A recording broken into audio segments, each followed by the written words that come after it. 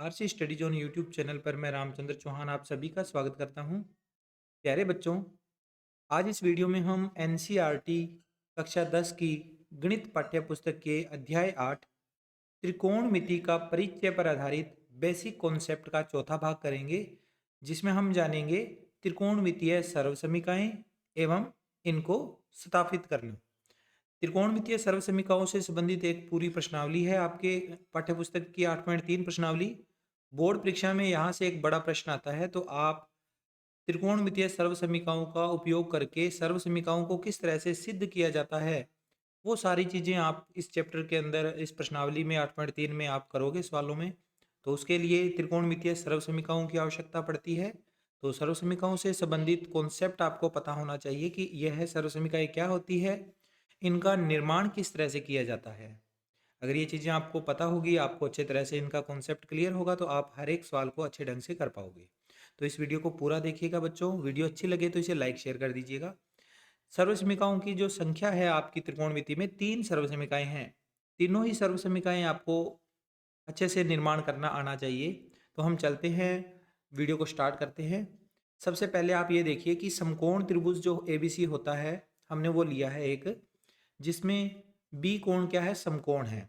इसी की हेल्प से हम सर्वसमीकाओं का निर्माण करेंगे।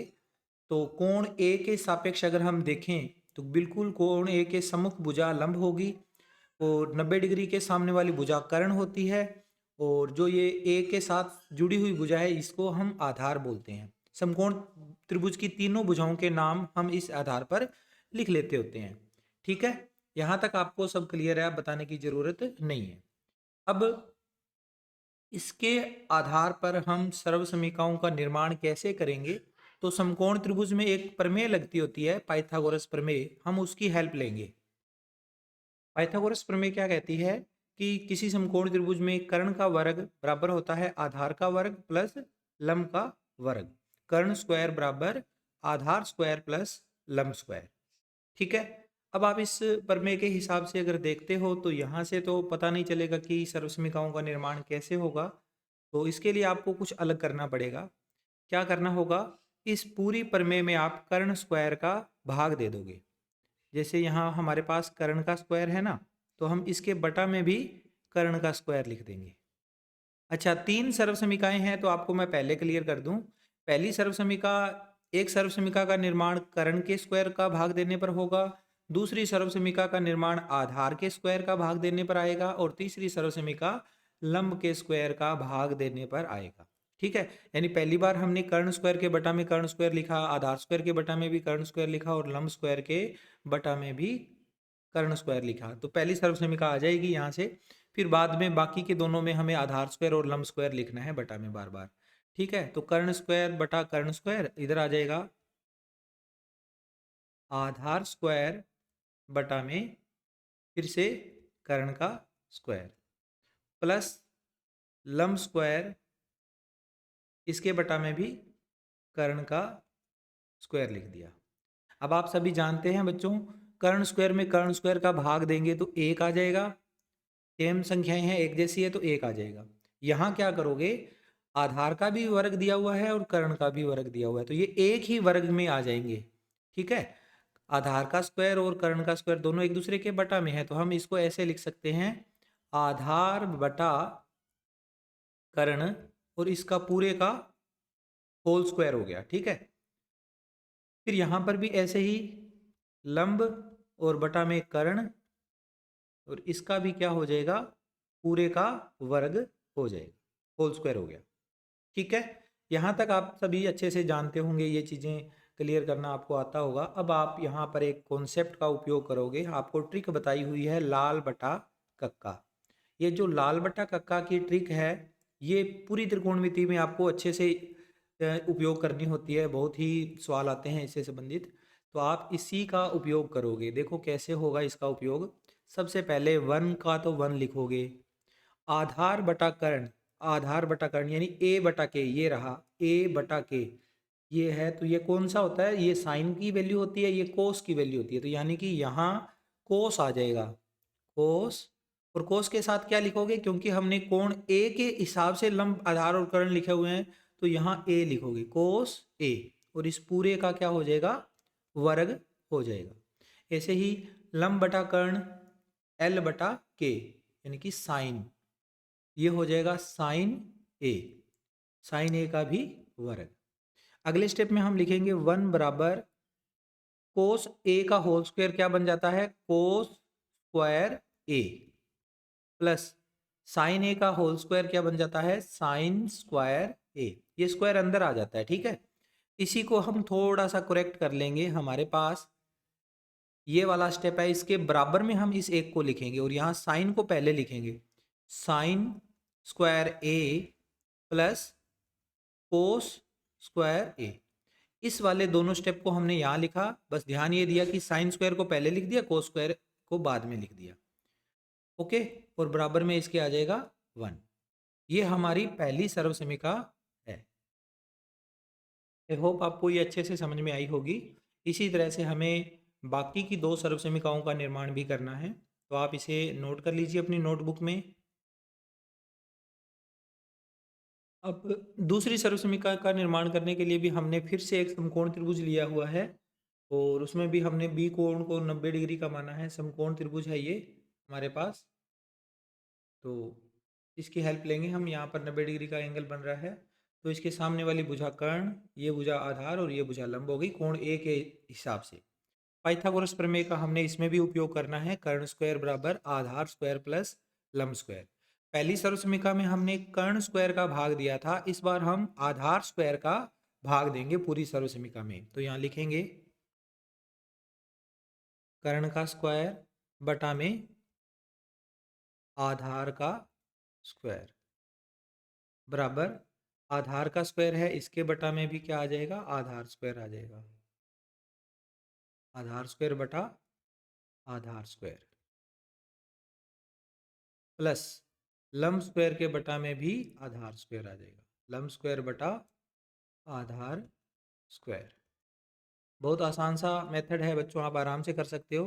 कर्ण बटा आधार का होल स्क्वायर बन जाएगा, इधर दोनों के वर्ग लगा हुआ है तो एक ही वर्ग, एक ही ब्रैकेट में आ जाएंगे ये, कर्ण बटा आधार और इसका क्या आ जाएगा, पूरे का वर्ग आ जाएगा, ठीक है। और यहाँ पर आधार बटा आधार आपस में कैंसिल हो जाएंगे, ये दोनों आपस में कट गए, ठीक है। तो हमारे पास यहाँ से क्या बचेगा, एक बच जाएगा, प्लस ये लंब बटा आधार का होल स्क्वायर हो जाएगा, लंब बटा आधार इसका हो गया होल स्क्वायर, ओके। अब यहाँ पर फिर से हमें लाल बटा कक्का की हेल्प लेनी है। लाल बटा कक्का फॉर्मूले से हम त्रिकोणमितीय अनुपातों का पता लगाते हैं। ये है कर्ण बटा आधार, तो यहाँ के बटा ए देखना है, तो ये तो ए बटा के है, इसका उल्टा के बटा ए होता है, के बटा ए यानी कि कोस का उल्टा, कोस का उल्टा क्या होता है, सेक होता है, ठीक है। तो यहाँ पर आ जाएगा सेक ए और सेक ए का क्या आ जाएगा, होल स्क्वायर आ जाएगा, बराबर 1 प्लस लंब बटा आधार एल बटा ए, एल बटा ये है साइन कोस 10, तो 10 का फार्मूला आ जाएगा यहाँ 10a और इसका क्या आ जाएगा, होल स्क्वायर हो जाएगा। स्क्वायर अंदर जाएगा तो ये आ जाएगा सेक स्क्वायर ए बराबर 1 प्लस 10 स्क्वायर ए, ठीक है।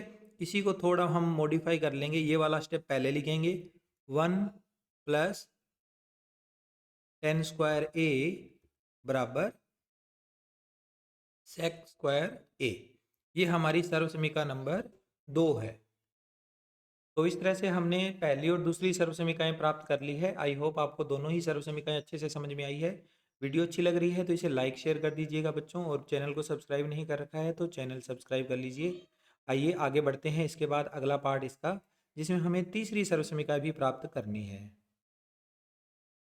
इसके लिए हमने फिर से एक समकोण त्रिभुज लिया है जिसका कोण बी क्या है, समकोण है, और हम कोण ए के आधार पर भुजाओं के नाम लिख रहे हैं। कोण ए के सामने वाली भुजा लंब, 90 डिग्री के सामने वाली भुजा कर्ण, और ये जो बच गई तीसरी भुजा यानी कि ए से जो संलग्न भुजा है वो आधार हो जाएगी, ठीक है। पाइथागोरस प्रमेय हमने इसमें नोट कर ली है। पहली सर्वसमीका में हमने कर्ण स्क्वायर का भाग दिया था, दूसरी सर्वसमीका के लिए हमने आधार स्क्वायर का भाग दिया था। अब हम लंब स्क्वायर का भाग इसमें दे देंगे। तो यहाँ पर लिखेंगे हम आगे कर्ण स्क्वायर और इसके बटा में लंब स्क्वायर, कर्ण स्क्वायर के बटा में लंब स्क्वायर, आधार स्क्वायर के बटा में भी लंब स्क्वायर, आधार स्क्वायर के बटा में भी लंब का स्क्वायर, प्लस लंब स्क्वायर जो है इसके बटा में भी लंब स्क्वायर। ओके, अब यहाँ पर अपने को देखना है कि कर्ण स्क्वायर बटा लंब स्क्वायर क्या बन जाएगा, कर्ण बटा लंब और इस पूरे का होल स्क्वायर हो जाएगा, कर्ण बटा लंब का होल स्क्वायर। आधार बटा लंब, इसको हम लिखेंगे आधार स्क्वायर बटा लंब स्क्वायर को लिखेंगे आधार बटा लंब और इसके पूरे का स्क्वायर, प्लस आगे वाले स्टेप में देखिए लंब स्क्वायर बटा लंब स्क्वायर कैंसिल हो जाएगा और हमारे पास आ जाएगा 1। ओके, अब हम हेल्प ले लेंगे फिर से लाल बटा कक्का की। लाल बटा कक्का से हम त्रिकोणमितीय अनुपात लिखेंगे इसको देखकर। पहले है कर्ण बटा लंब, तो ये L बटा के, इसका उल्टा करेंगे तो K बटा L आ जाएगा, कर्ण बटा लंब। तो साइन का उल्टा क्या होता है, कोसेक। क्या होता है, कोसेक। तो ये बन जाएगा कोसेक,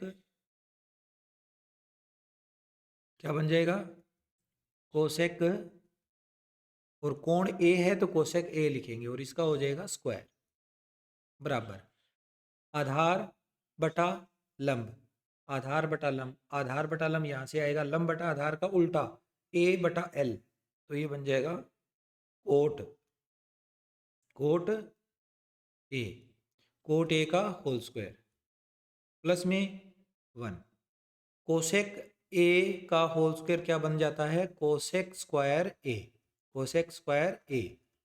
कोट A का होल स्क्वायर क्या बन जाएगा, cot square A, cot square A plus में 1। ये वाला स्टेप पहले लिख दें, इसको बाद में लिख दें, कोई दिक्कत नहीं आएगी अपने को, हम आराम से लिख सकते हैं।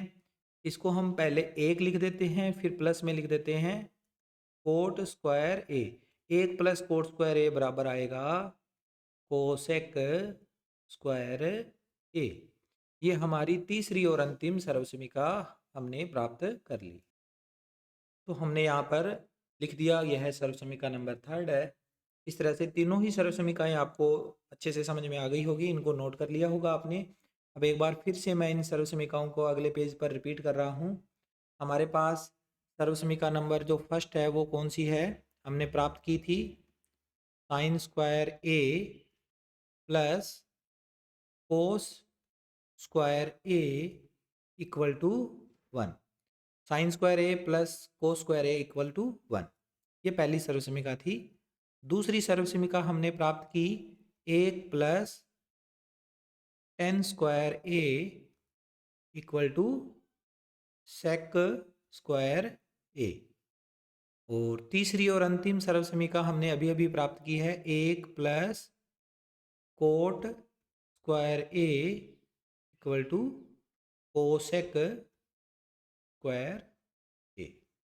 ठीक है, ये दोनों सर्वसमीकाएं आराम से आप अगर एक याद है तो दूसरी सर्वसमीका आराम से लिख सकते हो। देखो टेन स्क्वायर A बराबर सेक स्क्वायर A है, तो टेन का उल्टा कोट होता है और सेक जो है इसका पूरक, उल्टा नहीं पूरक देखना है, टेन का पूरक होता है कोट, सेक का पूरक कोसेक होता है, तो सेक की जगह कोसेक आ जाएगा, टेन का पूरक कोटेन आ जाएगा, यानी कि कोट आ जाएगा। ठीक है, तो ये तीन सर्वसमीकाएं हैं। आई होप आपको तीनों ही याद हो गई होगी।